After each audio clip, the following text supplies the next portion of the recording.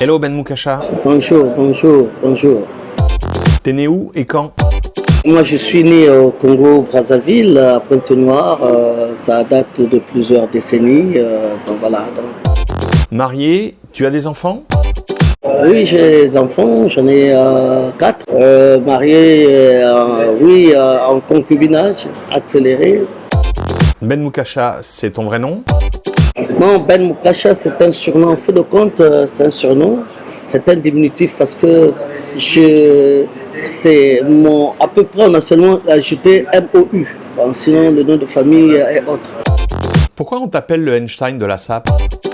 Mais parce que moi, je suis celui qui a réfléchi. C'était une coquille vide, la SAP. Il fallait que la sapologie arrive et j'ai mettre du lourd dedans. C'est-à-dire que la prière du sapologue avec les 10 commandements. Comment tu arrives dans l'univers de la SAP? Au départ, je suis d'abord un musicien. Non, l'univers de la SAP, je connais depuis parce que déjà, à l'époque, nous sommes d'abord des lutteurs de viveurs.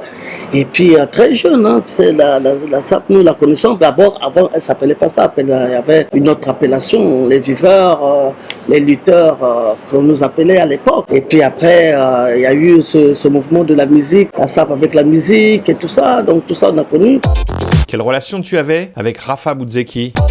Rafa Boudzeki, d'abord, moi je venais déjà en France, on a chanté dans un même orchestre sans pour autant que j'y sois, mais moi je suis parti, il m'a remplacé dans cet orchestre, c'était à Pointe-Noire, et après Rafa, j'ai été le témoin de son mariage ici à Paris.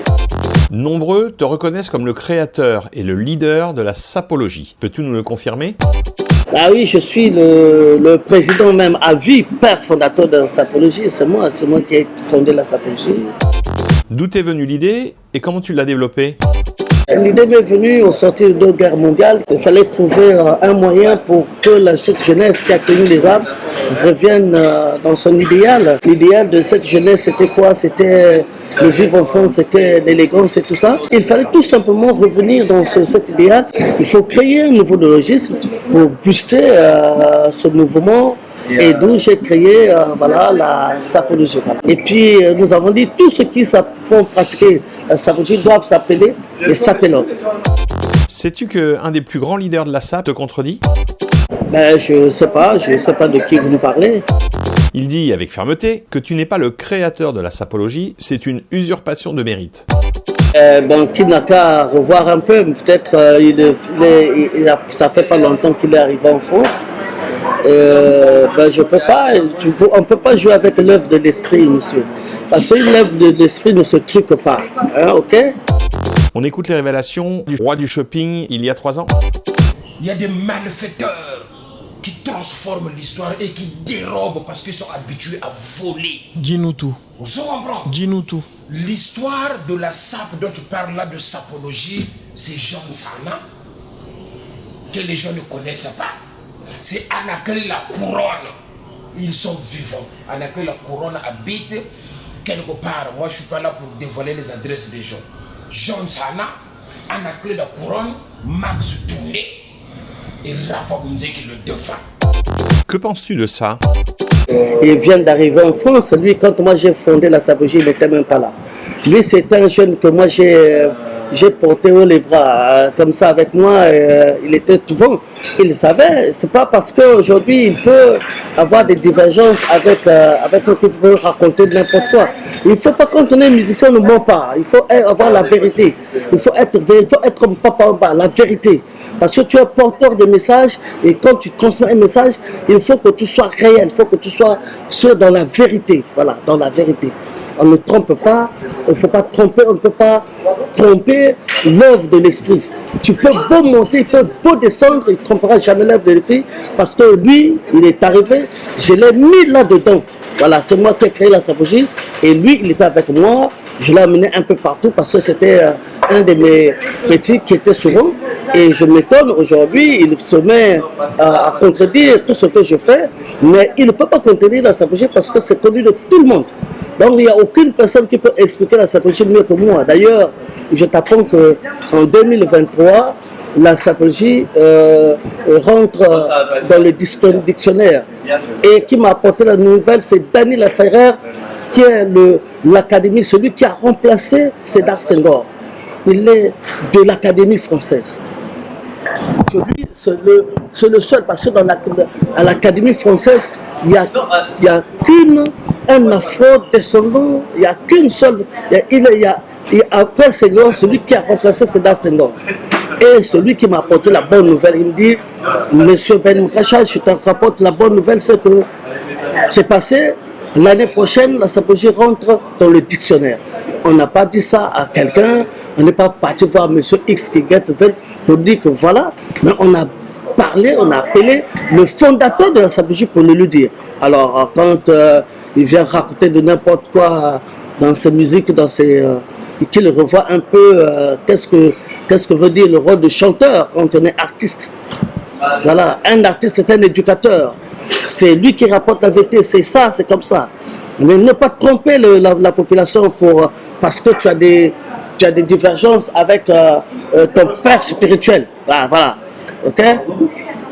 Est-ce que tu as pensé protéger ce concept? Déjà protégé. Bon. Les 10 commandements de la sapologie sont protégés, et que la sapologie également. Voilà, tout est protégé, tout est là. Qui pour toi, aujourd'hui, est le roi de la sape? J'entends la sapologie tel que je suis en vie. Je suis le président à vie, père fondateur de la sapologie. Je la représente très bien. Diop Allah, il est toujours là. Parce qu'aujourd'hui, j'ai compris l'impact de Diop Allah. Nous avons fait le déplacement, mon frère. C'est-à-dire que Diop Allah, il reste l'icône incontestée, incontestable. Parce que nous avons vu des preuves au niveau de Kinshasa.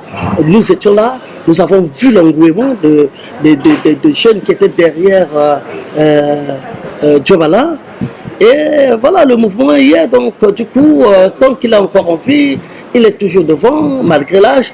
Mais on continue parce que la sape, on arrête quand on meurt. Même à la mort, on continue à être dans ce mouvement-là parce que nous avons un commandement qui dit tu saperas sur terre avec les humains et au ciel avec ton Dieu créateur.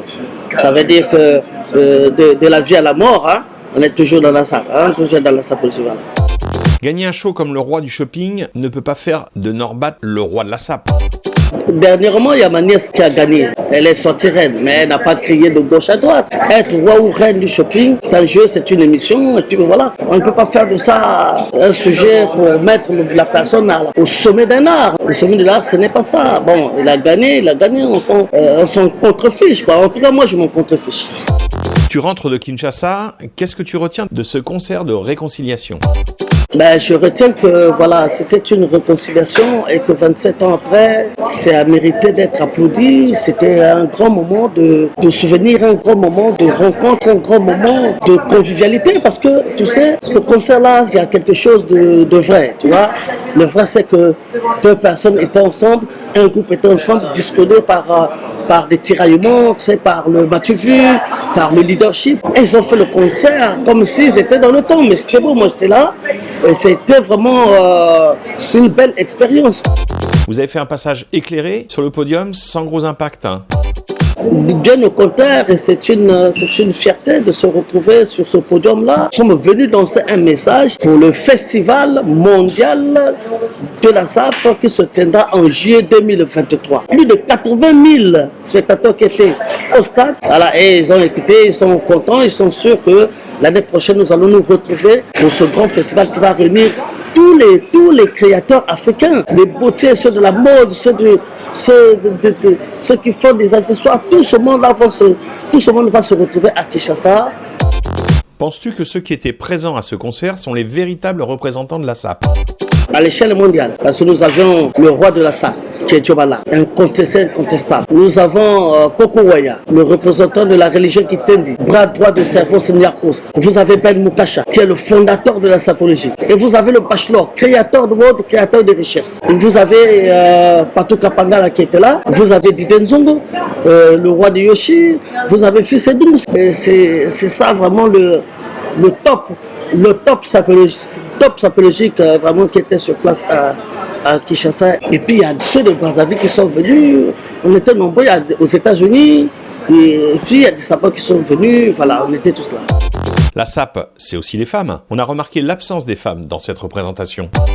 un lancement pour dire que l'année prochaine, nous avons un festival mondial de la SAP. On n'a pas besoin d'être avec des femmes. Les femmes, par contre, l'année prochaine, nous irons avec il y aura des femmes. Est-ce que la SAP exclut les femmes? Non, non, ça n'exclut pas les femmes. Les femmes, elles sont dans le mouvement. On les voit un peu partout. Hein. Nous avons quand même Huguette Moussediat, Mimi Maboté Maxime, nous avons Chimène Moukwari, nous avons Jijimia, nous en avons plein. Nous avons Lydia de Souza, Lydia Vraicheri, nous avons la Grande Weston, nous avons du côté de la RDC, nous avons les Claudine Quinois, nous avons beaucoup de femmes qui pratiquent la sapologie, elles sont là, elles sont avec nous. Mais quand on a besoin de ces filles, de ces femmes sapologues, elles sont là. Mais pour ce voyage, il était exclu que l'on fasse partie parce que c'était que pour le lancement. Elles seront là pour l'année prochaine. La SAP, c'est aussi beaucoup de polémiques et de divergences. Comment penses-tu y remédier? Dans la sapologie, il n'y a pas de violence. C'est parfois pour les gens, on peut avoir des divergences. Le problème, c'est que bon, là où il y a les hommes, les problèmes ne manquent pas. C'est pas parce que nous sommes des sapologues, mais on essaie de prendre de la hauteur pour dire que bon, on arrange, et puis on arrive à trouver un terrain d'entente. On fédère, on initie, on arrange, et puis voilà, c'est ça qui est important. On est toujours ensemble. Si je te dis Filuzioni, Pippo Inzaghi, Le Brodard, penses-tu que ces gens portent encore les germes de la sapologie? Au-delà même. Aujourd'hui, si tu vas dans le métro parisien, tu trouveras les photos des sapologues. Ce sont les sapeurs, c'est les Filuzioni qui sont là, les Farel Baleketa, les Magicien le mannequin, les Duvel le Terminator.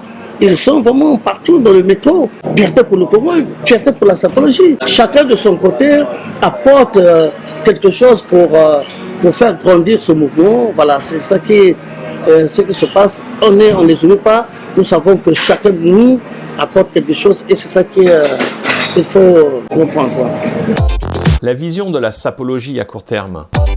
À court terme, la vision de la sapologie, d'abord cette vision-là où pour demain le festival mondial de la SAP, qui est déjà pour nous un révélateur, hein, qui dans des avancées significatives. Aujourd'hui, nous avons un grand homme d'affaires qui décide, il a dit, bon, il y a trop les sapeurs, vous êtes un peu trop dans l'occidental, donc il faut maintenant penser Afrique. Voilà, c'est déjà un bon rôle, c'est déjà une façon de dire que la sapologie a fait se réinvente par le biais d'un homme d'affaires. S'il n'y avait pas la sapologie, peut-être on ne devrait pas y penser. Ben Moukasha, connais-tu le principe de cette émission? Non, un peu de l'eau. Tu vas nous apprendre un proverbe ou une expression célèbre et nous en donner l'explication. Jim Fimba, il dit que la vérité n'a pas de tombe. Ça veut dire que quel que soit le mensonge que tu peux apporter, quelle que soit la façon, parce qu'il y a des moments où, quand il y a trop de mensonges, parfois quand on écoute trop le mensonge, on a l'impression que c'est une vérité absolue. Et c'est pour ça que la vérité n'a pas de tombe. Pourquoi? Parce que quel que soit le mensonge, on peut des années, on finira par comprendre que tout était faux, que ce n'était pas de la vérité, que la vérité finit par apparaître. Alors ceux qui se blabla de dire que Ben Moukasha n'est pas peut-être fondateur de la sapologie, alors que c'est faux, c'est pour dire que c'est pour te rappeler que ça ne sert pas de cacher la vérité, ne se cache pas. Et puis on ne joue pas avec l'œuvre de l'esprit. L'œuvre de l'esprit, c'est l'œuvre de l'esprit, ça sort du fin fond de ton âme, du fin fond de ton corps. Et donc ça, je dis qu'aucune personne dans le monde ne viendra dire le contraire. Merci Ben Moukasha d'avoir répondu aux questions de l'entrevue. Merci Bijustina, merci à toute l'équipe. Belle entrevue, merci.